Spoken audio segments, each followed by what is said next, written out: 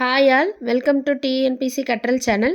இன்றைக்கி நம்ம அயற்சொல்லிருந்து தமிழ் சொல்ல பார்ட் 2 பார்க்கலாம். பார்ட் 1 ஏற்கனவே பார்த்துருந்தோம். பார்க்காதவங்க முன்னாடி இருக்க வீடியோ பார்த்துக்கோங்க. பார்ட் 1 இது இப்போ நம்ம பார்க்க போகிறது பார்ட் 2.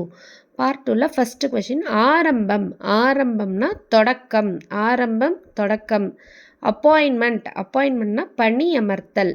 அப்பாயின்மெண்ட் பணி அமர்த்தல். ஈசன். ஈசன்னா இறைவன். ஈசன்னா சிவனையும் சொல்லுவாங்க. ஈசன் இறைவன். உபசரித்தல். உபசரித்தல்னா விருந்தோம்பல். உபசரித்தல்னா விருந்தோம்பல். உபயம். உபயம்னா இந்த கோயிலெல்லாம் ஏதோ ஒரு பொருள் கொடுத்தாங்கன்னா உபயம் அப்படின்னு போட்டு பேர் போட்டிருப்பாங்க இல்லையா. உபயம்னா திருப்பணியாளர் கொடை. கொடைன்னு சொல்லலாம், இல்லை திருப்பணியாளர் கொடை. உஷாராக இருக்கிறது. உஷார்னா விழிப்பு. விழிப்பாக இருக்காங்கன்னு அர்த்தம். உஷார்னா விழிப்பு.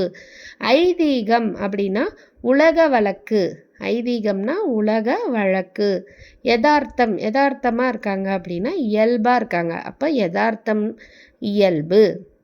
கிரீடம். கிரீடம்னா மணிமுடி. கிரீடம்னா மணிமுடி. அனுபவம். அனுபவம்னா பட்டறிவு. அனுபவம் பட்டறிவு. குபேரன் அப்படின்னா இந்த பணக்கார சாமி இருக்கும் இல்லையா, குபேரன் சொல்லுவாங்க இல்லையா, அவங்கள பெருஞ்செல்வன். என்ன தமிழில் என்ன சொல்கிறாங்க குபேரனுக்கு? பெருஞ்செல்வன் அப்படின்னு சொல்கிறாங்க. லட்சணம். லட்சணமாக இருக்காங்கன்னா அழகு. லட்சணம்னா அழகு. அடுத்து உற்சவம். உற்சவம்னா திருவிழா அப்போ தான் சொல்லுவாங்க. உற்சவம்னா விழா. கிராமம். கிராமம்னா சிற்றூர். கிராமம்னா சிற்றூர். கெட்டியாக. கெட்டியாகனா உறுதியாக. கெட்டியாகனா உறுதியாக. கும்பாபிஷேகம். கும்பாபிஷேகம்னா குடமுழுக்கு. கும்பாபிஷேகம்னா குடமுழுக்கு. கேப்பை. கேப்பைனா கேழ்வரகு. கேப்பக்களிலாம் சொல்லுவாங்க இல்லையா, கேப்பை அப்படின்னா கேழ்வரகு. சக்தி அப்படின்னா ஆற்றல். எனக்குள்ள சக்தி இருக்கா அப்படிம்பாங்க இல்லையா, சக்தி அப்படின்னா ஆற்றல்.